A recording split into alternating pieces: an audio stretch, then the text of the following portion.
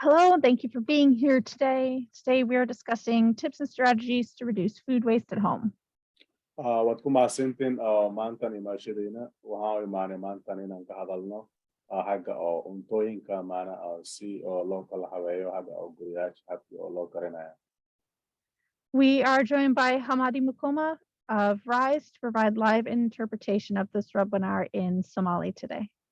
Qofkan hadda oo lagu in hadlaya waxaa waaye Hamadi Mukoma waaye oo ka socda marka hay'adda oo RISE asaga marka oo turjumaankiina waaye. I'm Lisa. I work with OCRRA, the Onondaga County Resource Recovery Agency. OCRRA, Anigana magayga marka Lisa waaye waxaan ka shaqeeyaa hay'adda oo la dhahayo oo OCRRA oo kuwan oo qaybta oo raashinka u qaabilsan si oo raashinka loo kala habeeyo. OCRRA and the Northeast Waste Management Officials Association, or NEWMOA, partnered on this project. Marka oo hay'addan oo OCRRA iyo hay'adihii kale waxay kusoo qayb galeen oo hay'addii oo NEWMOA la dhahayo in ayaga marka isku beerteen sidii oo oo dadkii ay ka hadlaan mise u sheekeeyaan habkii oo raashinkooda oo si oo hab fiican oo habeen lahaan. The project to create tips for new Americans to reduce food waste at home and keep food waste out of the trash. Barnaamijkan waxaa loo keenay oo dadkii oo communitydii ama iskale dadkii Mareykanka degan in la tababaro oo marka sidii oo raashinkii oo oo si fiican marka loo habeeyo ina wax badan la karin marka raashinka la daadanayo waxaasna kaasay ka hadli rabaan. Krishana Ibrahim Petrie from NEWMOA is unable to join us today, but I'd like to recognize her effort in helping to prepare for and host today's workshop.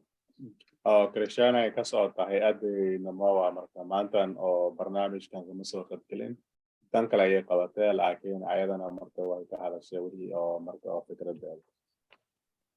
We will also see a presentation from Peter Ricardo of the Food Bank of Central New York.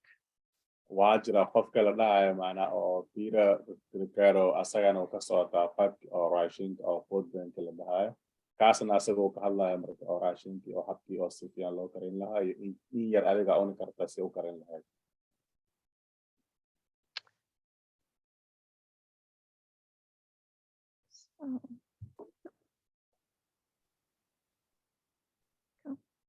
So why does food waste matter? 30 to 40% of food is wasted nationally. Sababtii oo raashinkii oo marka loo daadanayo maxay u xun tahay. Waddankan 30 ilaa 40 meelahaas raashinku waa la daadiyaa. Every time food is wasted, the money, labor, and other resources that go into producing food is also wasted. Mar kasta oo raashinkii oo oo habkii xun loo dhaqamayo marka la daadanayo waxaa keenaya marka xagga dhaqaalaha oo xagga lacagta oo kale iyo shaqadooyinka mar kale wax kasta markana korayna u baahnaa laga yaabo. In the US, an estimated 25% of fresh water use is wasted producing food that is never eaten. Sidii haddii waddankan oo kale boqolkii 25 oo biyaha oo Mareykan loo isticmaalo marka waxaa waaye hab xun ayaa loo isticmaala xagga oo raashinka la kumayo. Some instances where food is wasted is beyond our control. Droughts and other natural disasters can destroy entire harvests. Marka sababtii oo marmar qaarkood oo raashinka la daadanayana marka waxaana ka ilaalin karna maaha marka waxaa jira oo oo deedaha kale oo marka raashinkan kala ilaalin karin oo ku daadanayaan. The first step to reduce food loss is to prevent the causes. Habkii adiga raashinka marka u diyaarin lahayd ama iskala ilaalin lahayd waxaa waaye marka hore in adiga ogaatid wixii adiga u baahan tahay soo gadan lahayd marka hore maskaxda inaad gelitid. Food is lost along all stages of the supply chain from farm to plate. Marka raashinka la kala daadanayo marka ma fiican hata waxaa laga yaabaa marka dadkii oo beeralihii oo raashinkii soo saarayaan hata ayaga naftirkooda marka oo raashinkii marmar hata marka way daadiyaan laakiin uma badno. Some of the reasons why are before harvest, crops may be lost to pests, bad weather, overplanting of crops, or a shortage of farm workers to help with harvest. Marmar qaarkoodna waxaa waaye dadkii oo beeralihii oo raashinkooda oo markii oo hawnaha markii ay saaraan markii ay soo saarayaan waxaa jira oo raashinka oo la kala daadinayo taasna waxaa keenaya markii ay kay goynayaan oo meelaha ay isku habeynayaan saasa marka loo kala gaariyo oo wixii aan jira aan la cuni karin. After harvest, a large portion of produce is discarded because it does not meet consumers' expectations for size, shape, color, sweetness, or flawless appearance.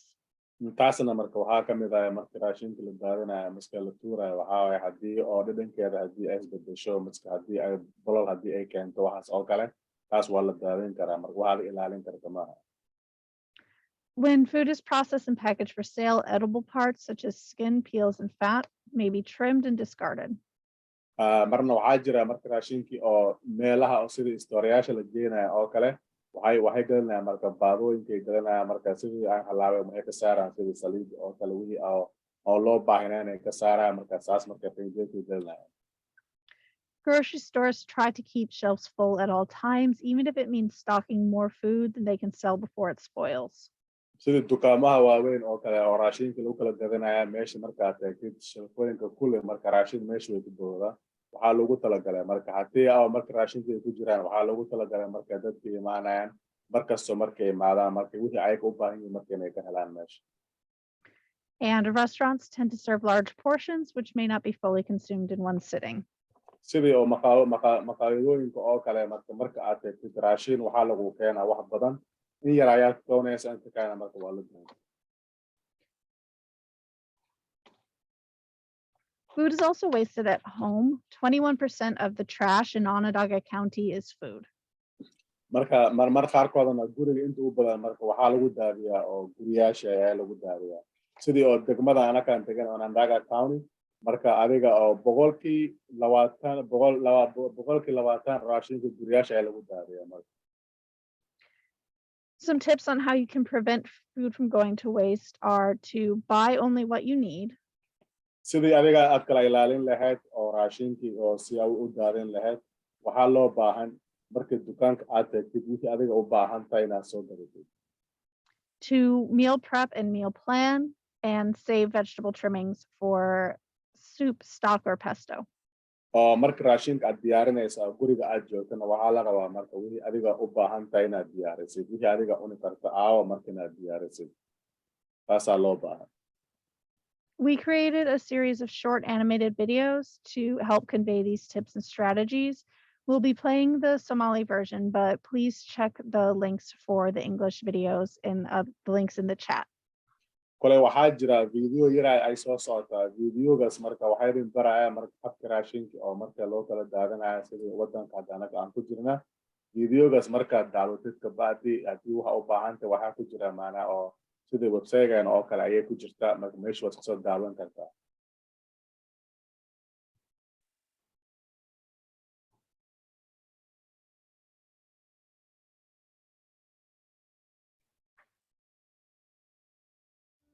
dowladdu federaalku waxay ku qiyaastay in ku dhowaad 40% cuntada laga soo saaro Maraykanka la khasaariyo sanad walba taas oo u dhiganta 125 ilaa 160 pound oo cunto ah oo la khasaariyay. ma aha in cuntada oo keliya la khasaariyay laakiin waxaa sidoo kale la khasaariyay biyaha, shaqada, tamarta iyo lacagta loo isticmaalo in lagu sameeyo cuntada iyo geenteeda. waa kuwan waxaad samayn karto si aad u caawiso joojinta khasaarinta cuntada. qorshayaasha cuntadu waa hab fiican oo aad ku isticmaali karto waxaad horey u haysatay si aad u ilaaliso miisaaniyadaada raashinka. qoyska oo dhanna way wada abuuri karaan. markaad go'aansanayso waxaad cuni lahayd meel dhig hadhaaga ama qada ahaan u cun. habkaas wuxuu kaa caawin doonaa inaadan cuntada khasaarinin. isticmaal liiska raashinka si aad uga hortagto iibsi kasta oo aan ku qorshaysnayn si aad keliya u hesho waxa aad runtii u baahan tahay oo aad lacagna u kaysato. guriga dhexdiisa ilaali qolofta khudaarta iyo hadhaageeda adiga oo qaboojinaya si aad uga samaysato maraq ama fuud. waxaa kale oo aad ka samaysan kartaa hadhaaga maraq iyo bisbaas. qaadashada tillaabooyinkan yaryar waxay samaynayaan farqi weyn xagga dhaqaalaheenna iyo meeraheenna. isku day hadda, wada jir ahaanna waan awoodnaa joojinta khasaarinta cuntada. dowladda federaal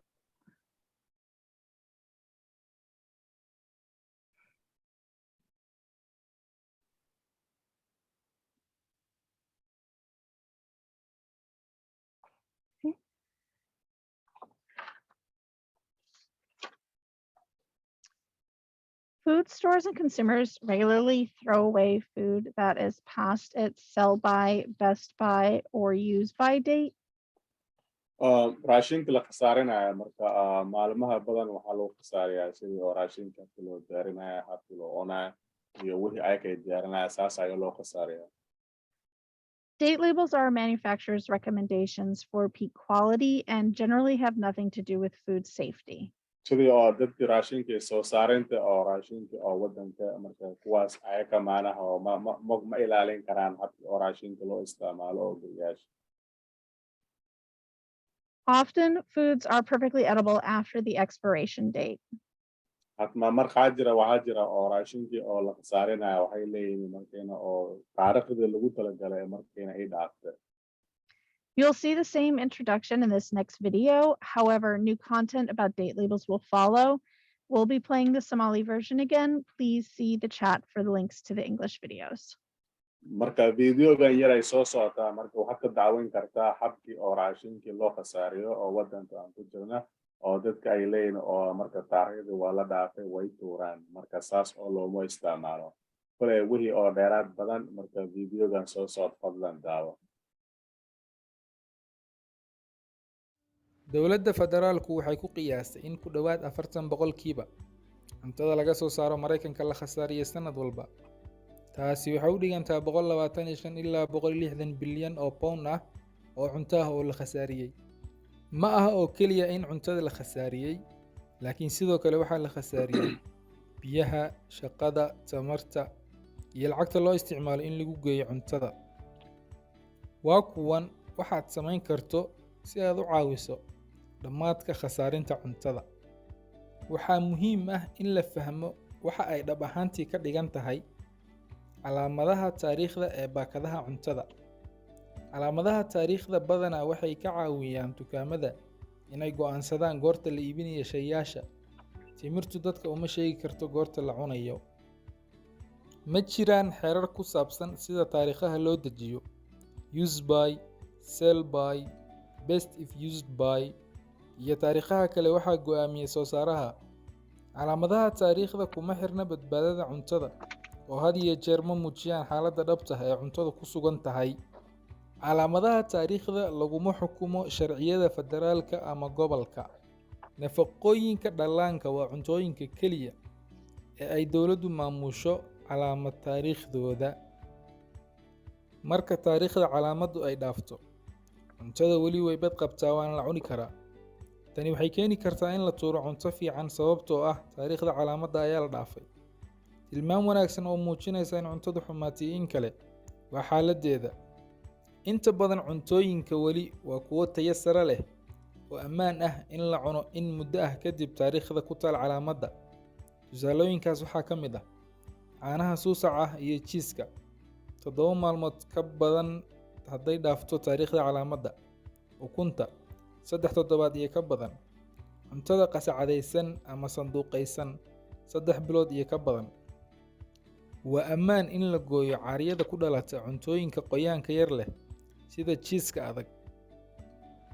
hubi inaad goyso ugu yaraan rubac inji oo ka fog aagga caariyada leh.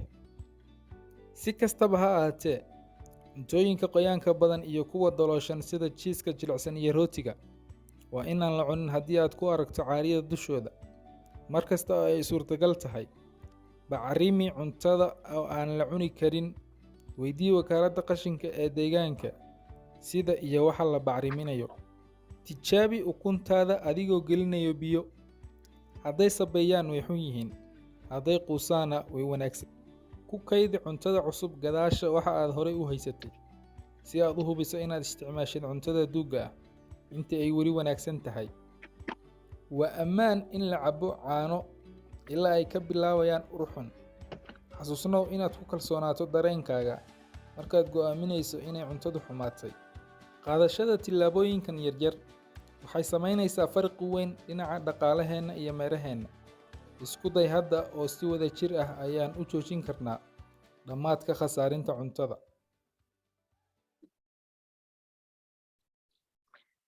We'll now transition to a food demonstration by Peter Ricardo from the Food Bank of Central New York.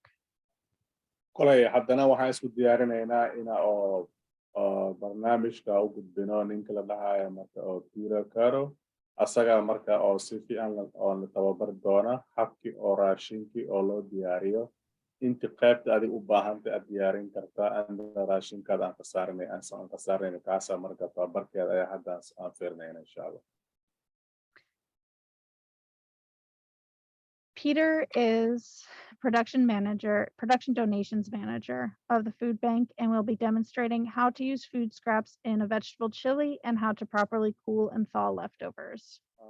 Peter waa nin oo ka socda qaybtii oo iyo habkii oo raashin.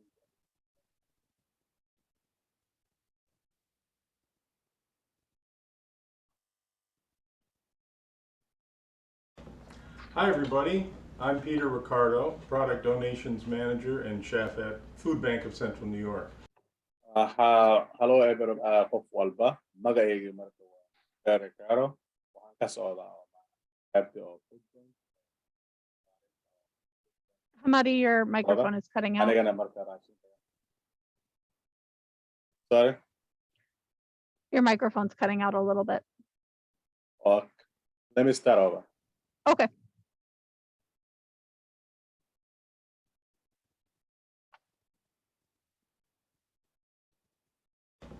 Hi everybody, I'm Peter Ricardo, Product Donations Manager and Chef at Food Bank of Central New York. Qof walba see tahay magacayga marka waa Peter Ricardo waxaan ka socdaa qaybtii oo diyaarinta hay'adaas. We're going to talk about making some vegetarian chili today, keeping in mind utilization, what we call utilization of product. Marka maantan waxaan aan diyaarinaynaa oo qudaarooyinka la isku daraayo oo basbaaska leh kuwaas marka ayaa isku diyaarinaynaa maanta. In other words, we can approach chili if we think about it more like a vegetable stew with a Southwest or Central American flavor spectrum. That's really what we're talking about. Dhinaca kalena waxa waaye marka waa qudaarooyinka oo la isku daraayo sidii oo la isku diyaarin karaa habkii si aad u baahatid maraqa oo kale ama kale oo qudaarta oo keligooda oo dhinacayaasha ay kala duwan tahay oo saas ayay noqonaysaa. Chili is so acceptable of variations and substitutions that it's a great recipe to keep in mind, or method, I should say, to keep in mind for when you want to use all that product that maybe is languishing in your fridge. Qudaartii oo basbaaska leh la isku diyaarinayo waa qudaar oo aan la kala garanayo waaye oo marka oo meelaha kale oo badan loo isticmaalo oo waa oo qudaar fiican waaye. So, what we're using today, I've got some whole vegetables out here. You might notice this onion, for instance, that has started to sprout. Sidaas oo kale waxa oo ka mid tahay maantan aan ku diyaarino oo kale sidii tusaale ahaan waxa waaye marka oo basalkan oo kale gacantan ku haya.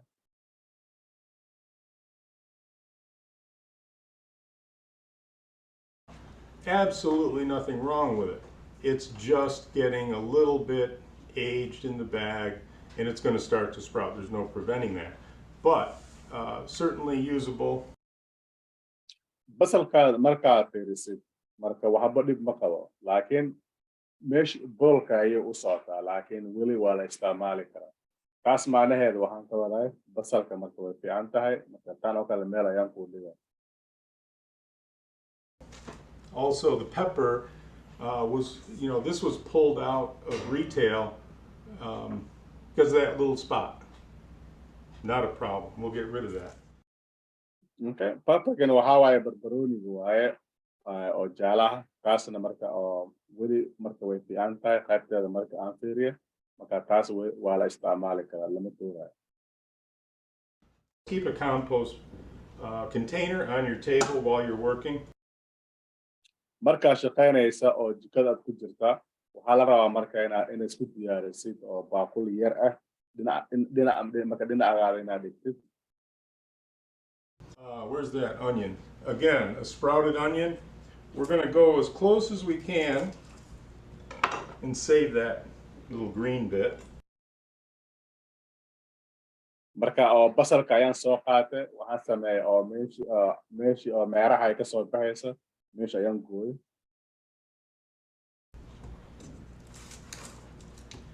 Very, very shallow cut on each end. On the flower end, which is that fuzzy root end. I'm sorry, the root end. And then the flower end, which is where the sprout was coming out. marka basalka waxaa loo gooyaa tartiib oo meeshii meeraha ay ka soo baxaysa iyo meeshii oo dhulka ka soo baxaysa iyo qayb yar ayaa loo gooyaa Put those trimmings in your compost. marka wixii wasaqana marka waxaa gelinaysaa oo meeshii baaquligaada isku diyaarisay Excuse me. Then we're going to cut right from the north to the south pole, we sometimes say. And you'll see a better example of that root end of the onion and the flower end. The root end is going to keep this onion together for however much you want to cut it. marka waxaa min doore aad qaadanaysaa mindi waxaad oo kala bar ayaad goynaysaa oo basalka sidii adiga hab fiican marka u goysay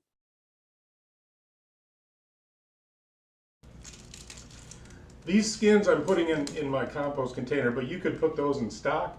It'll add a little color. Great use for it, but at the very least, let's get that in the in the compost container. basalka marka aad goysay waxaa sameynaya oo wixii oo qaybtii oo kore oo wixii qashin ay tahay aad ka fiiqaysaa markaad waxaad ku ridaysaa oo meeshii oo baaquligaada oo wasaga lagu talagalay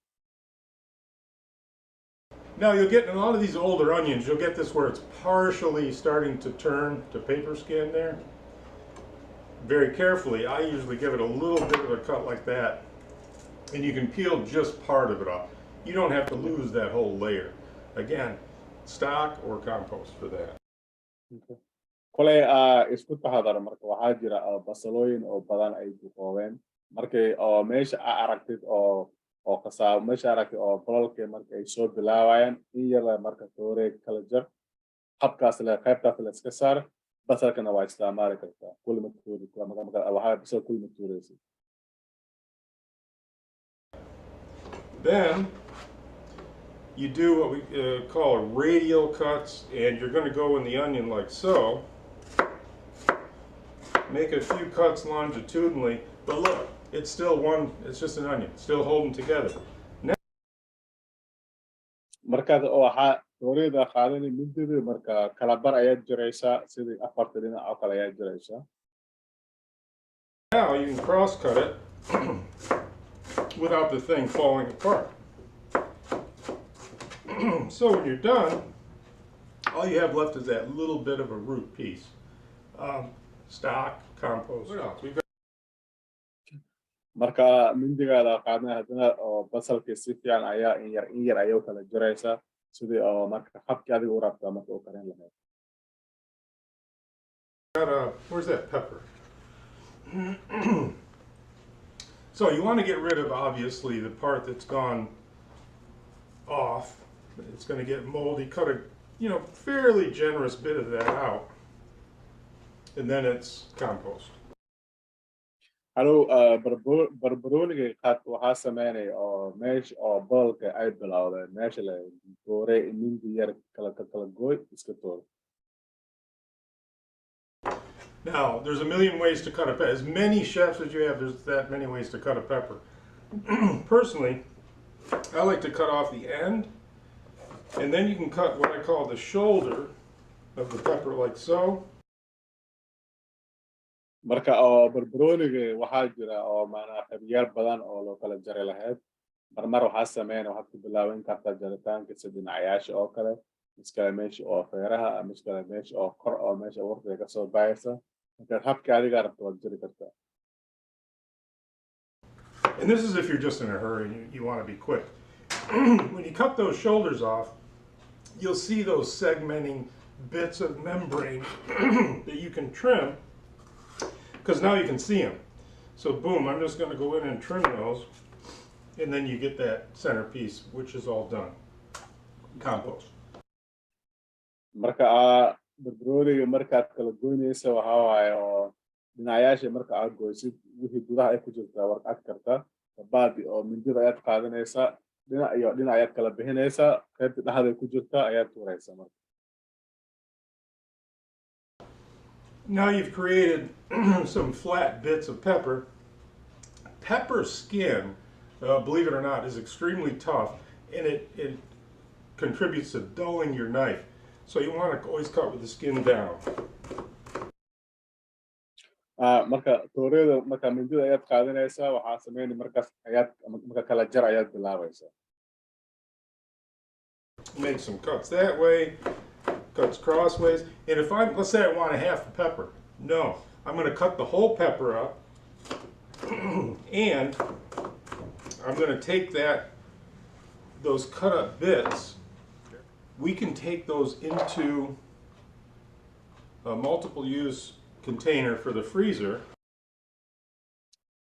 markaad kala aad goynaysaa marka barbarooniga waxaa sameynay kulli hal mar markay gudbo kabaadi marka wixii ay soo herto waxaa jira oo baaqul yar caag ah oo dabool ay leh kaas ayaad qaadanaysaa meesha ayaad ku ridaysaa wixii adiga u baahanaan.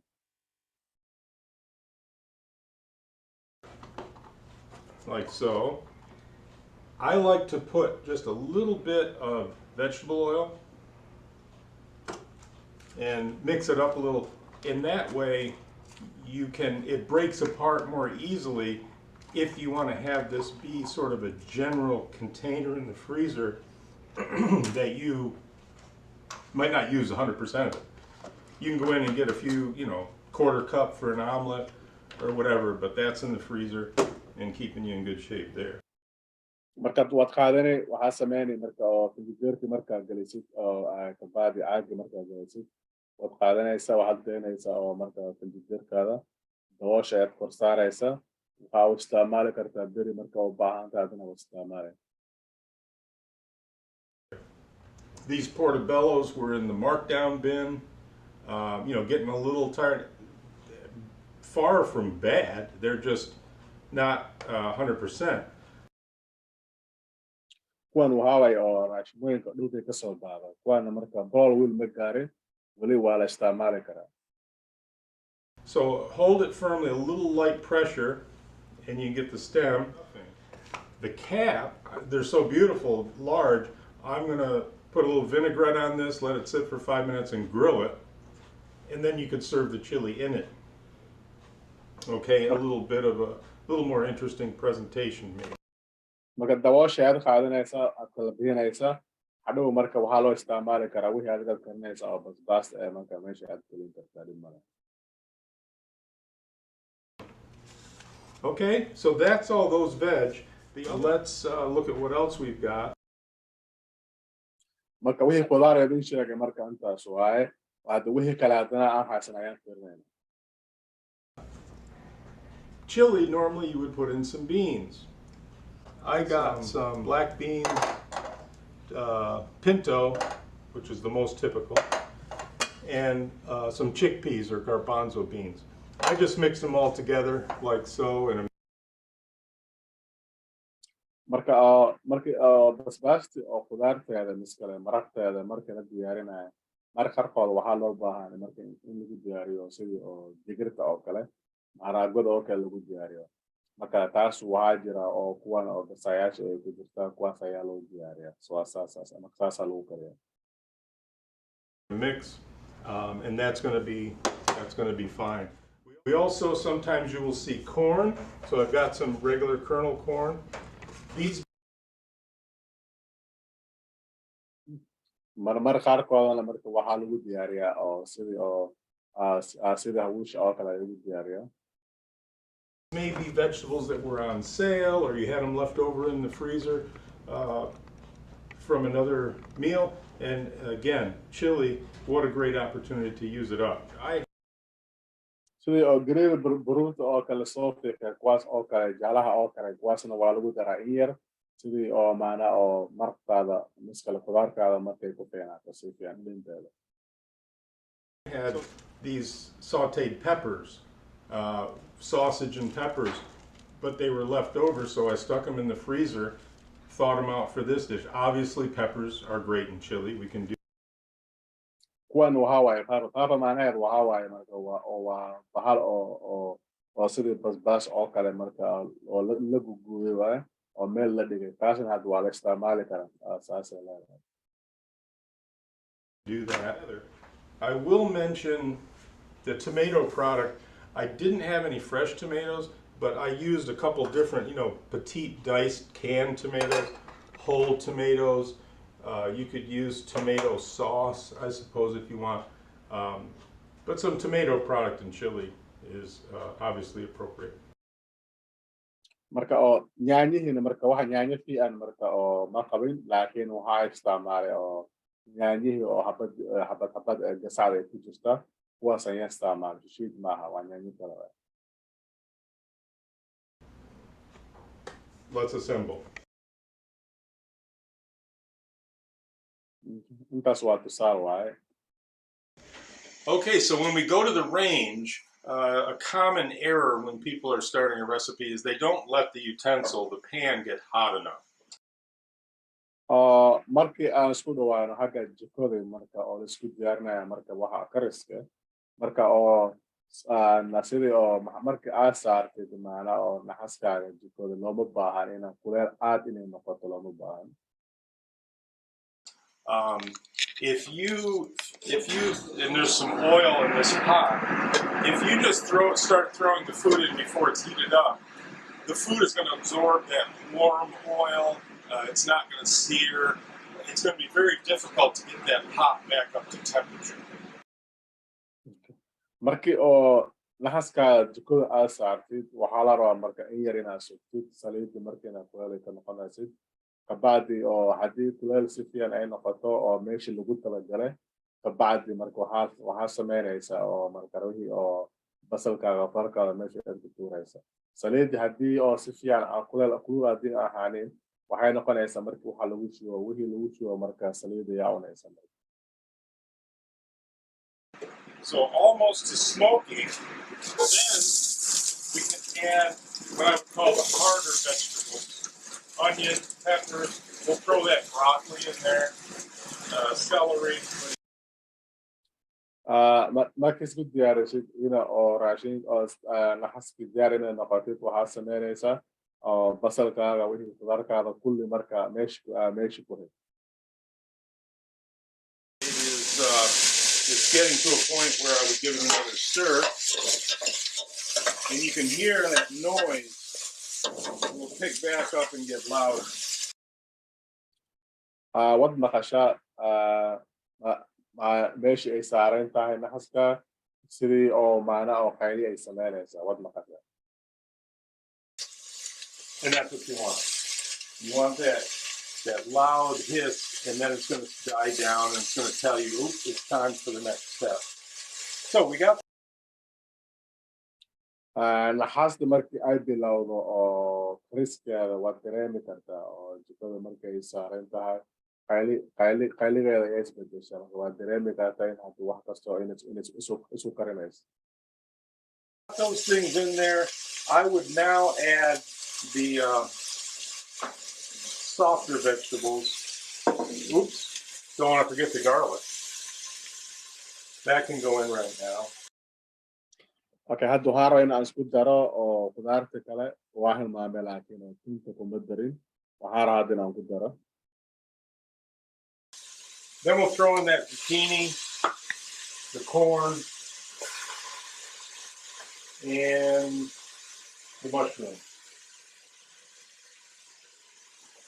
I chopped a little extra. I'm going to keep some of that out. wixii khudaarta kale oo ay soo herto kulli meesha ayaan isku darana sidii oo marka haddana karkarta bilo in ay bilowdo. Don't touch it yet. We want to bring it back up to heat, get it loud again, then we'll give it a stir. kariska ha bilaaben in yar iska sug waxaa la rabaa marka wax kastoo marka hal mar oo diyaar ay noqotid marka kariskaada waad bilaabi karta markaas.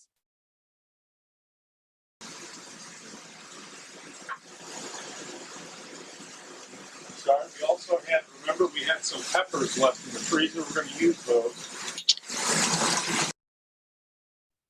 wixii oo basbaas ama barbarooni ay soo xirtana marka meesha ayaa lagu daray. They were just a sauteed pepper.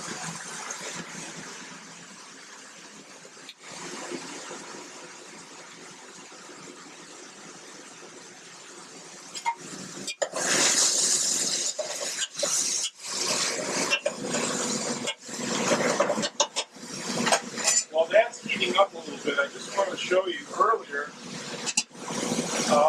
I had some rice. Again, this was on sale. And in there, I had, these are chipotle peppers that were really dried out. Intii oo khudaarta kale isu karinaysa waxaa rabaa marka inuu idin tusiyo meeshan bariis yar ayaa meesha isku diyaariyay dhexdeeda waxaa ku jira oo maxaa la dhahay oo lagu talagalay marka bariis inay halaabeen oo kale taasaa loogu talagalay. They were in the cupboard for a while. So typically you would hydrate those in warm water, get them pulpy, and usually process them down and strain it and all that. But I just threw it in the rice water for flavor and left it whole. Again, getting a little something out of it. We won't eat that.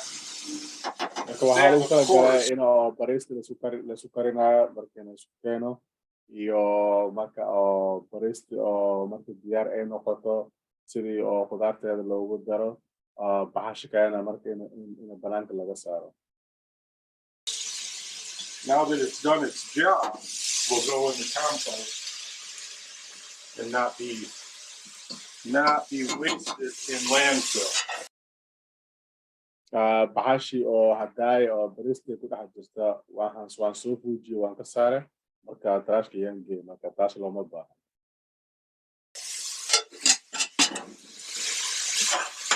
Meanwhile, the vegetables have sauteed enough where I would go ahead and I laid out a bunch of spice. Here I've got cumin, dark chili powder, and I'm going to just quickly, I know about what I want. Okay, markii oo digirta miskale oo khudaarta si fiican oo ay kariskeeda ay bilowda waa la soo saaray waxaa la keenaa oo miisadii oo miista oo kale waxaa lagu daraa marka hawaajooyinka waxaa jira oo hawaaji oo basbaas ah hawaaji caadi iyo basbaas caadi khudaartaas kulli marka meesha ayaa lagu daraa. The more you play with the spices and get experience, you'll be able to look at how much volume do I have. Okay, I know about how much cumin I want for this whole bag. Chili. Marka waa hawaajooyinka marka la isku darayaa meesha naxaasta oo khudaarta ay ku jirto waxaa la rabaa inaad fiirisid marka hore maxaa kugu jirta raashinka cuntada meesha ay ku jirta qiyaasteeda marka maxaa waaye taas ayaa loogu darayaa marka isku dar lama. Don't be shy. Turmeric. Turmeric adds a beautiful color, and it's kind of it's a little bit nutty, almost buttery sometimes. Hawaajida marka yellow marka way fiican tahay marka iskuma badiyo laakiin waa hawaaji fiican waaye. Cinnamon. Cincinnati chili has a little cinnamon. I'm putting it in. Crushed red pepper, to taste. I don't know how spicy you like it. Marka waxaa jira oo cinnamon waxaa lagu talagalay oo marka kaasina tirkeeda marka khudaarta marka la karinayo in lagu daro. Putting the spices in this step is very important because their flavors tend to be oil based. So if you put them in the saute, it's what we call blooming the spice. You're going to get more flavor, more color out of it. So now is the time to add spice, not herbs. Khudaartaas waxaa lagu talagalay sidii raashinkaada dhadhankeedu marka in ay isbedesho oo dhadhan fiican ay keento oo xaruf fiican ay keento saas aa lagu talagalay marka oo khudaarta la isku dadarayo marka khudaar la karinayo raashin la karinayo. like oregano. If you want to use oregano, basil, bay leaf, stuff like that needs to go into moisture, water, acid, like if you're adding tomato sauce. That's when you would put those herbs in. marka waxaa jira midka la dhahayo marka iyadoo taasna waa hawaaji waaye oo lagu talagalay in lagu daro khudaarta naftirkeeda waa mid fiican waaye oo caafimaad leh. Now we're going to see, we're going to get this in there and let it toast a little bit in the top pan. markii ay badbaado abaar waxaa qaadanaysa qaadada aad qaadanaysaa kul isku walaaq si marka isku dhex darsoomo.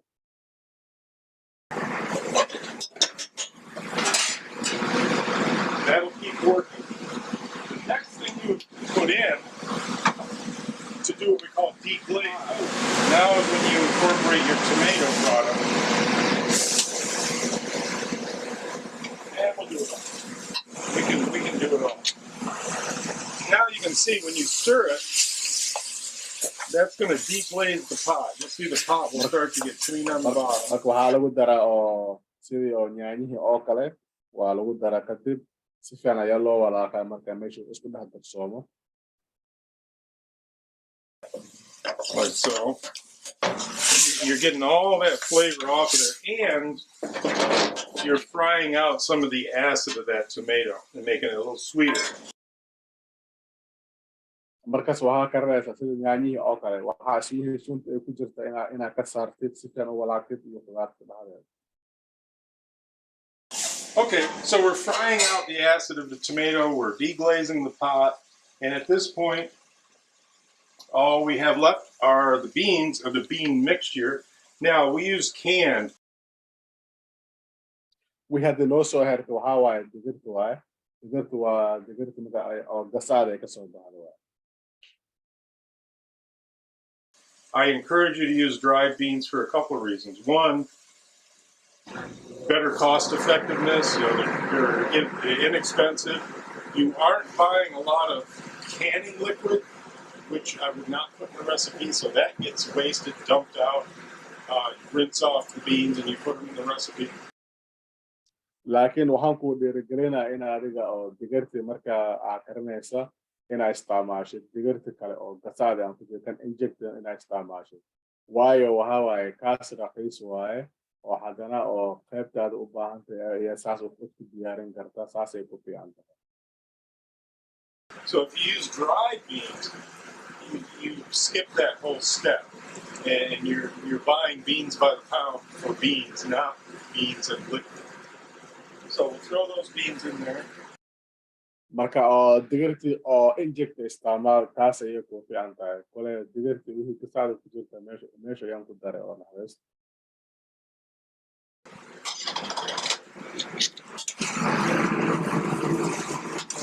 Like so. And this, just because of what we put together and what we used, this could actually handle some liquid. kole oo intaas waxaa waaye waa inta anaka aan karin waaye marka hadda waxaa raba in aan ku daro biyar in aan ku daro sidii oo si fiican marka ay ku walaaqto ay ku karto. That's about a cup, so that you get a little more of a slurry, like so.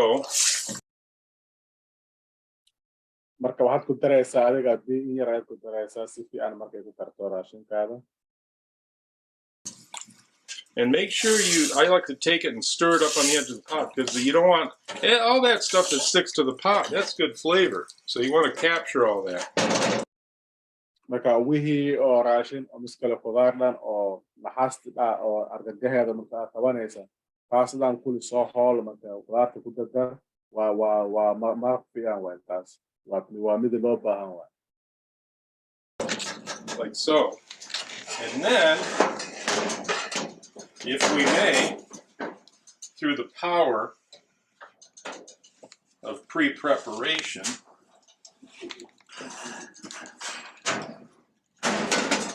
we can take out this one that has had some time to cook, and you know those flavors have had a chance to get together. Okay. Markaas waqti ayaa la siinaa waxaa la gelinaa marka oo sidii oo jikada hoosteeda meesha foornaha ayaa la gelinaa waqti ayaa la siinaa si fiican ay ku karto tartiib markaas kabaad waa lasoo bixinaa iyada oo diyaarsana Like so. And I just want to show you real quick, if we take that mushroom cap, now that would normally be grilled, but I just want to show you that if you had the mushroom cap, I would just take a bit of that rice. teeda kale waxaa rabaa You know. in idin baro oo baxalkii oo mushroomkii wixii ka soo baxday bariista in yar marka meesha ayaan ku shubay Fill up the cap like so, and then, excuse me,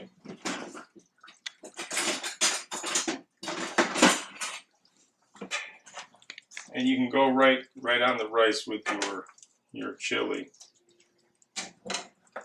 And that's what we did with some leftover chow.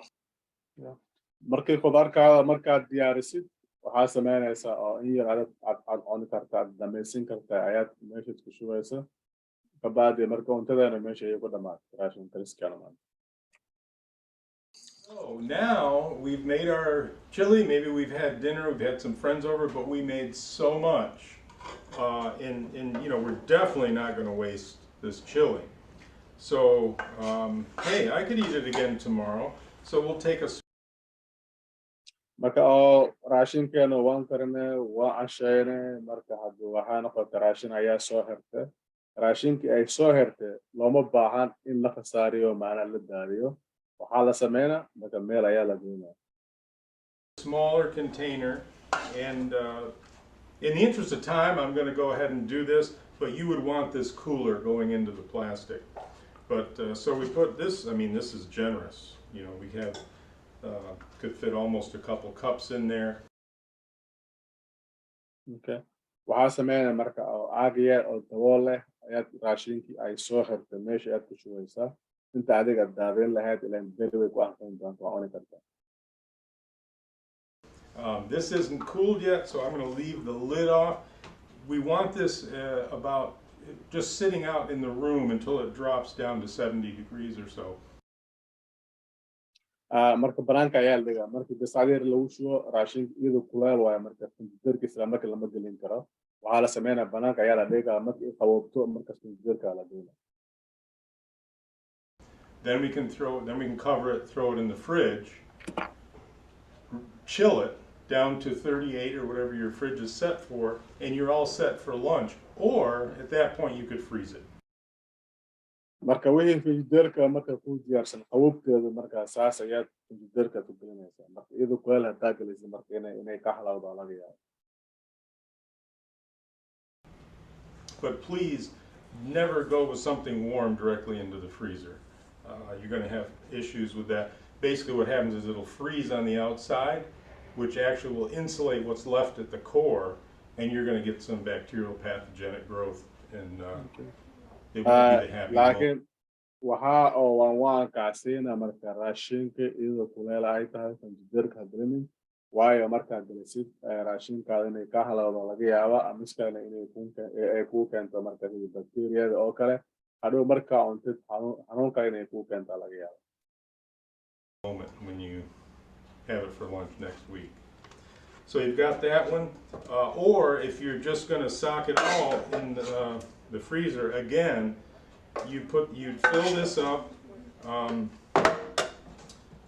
but this has to be cooled to the appropriate temperature before before it goes in the refrigerator, B, refrigerated fully before it goes in the freezer.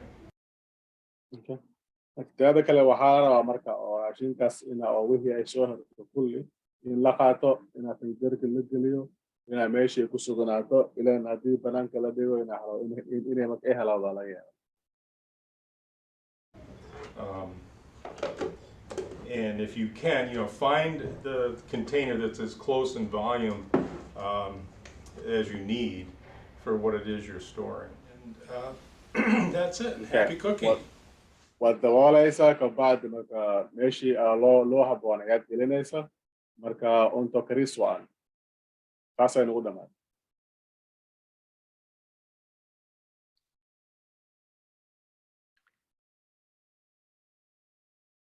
So thank you everyone for viewing this webinar. qof walbaad ku mahadsan tahay imaashadiina oo dhegeysi wacan. And thank you to Hamadi for translating and Krishana for preparing the materials. turjumaankeena Hamadi adiga waad ku mahadsan tahay oo noo turjuntid iyo Krishana oo waa gabadhii oo ay soo diyaarisay barnaamijka iyadana way ku mahadsan tahay. If you have any questions about the materials, you can reach out to Krishana or I or to Hamadi. And if you have any questions for Peter, you can reach out to me at OCRRA. haddii oo su'aal leedahay marka fadlan la xiriir oo ninkii Hamadi NEWMOA ama iskale oo Krishana haddii oo su'aal kale leedahayna marka waxaad la xiriiri kartaa sidii ugu leedahay marka olinta. And have a great day. Thank you. maalin wanaagsan qof walba waad ku mahadsantihiin.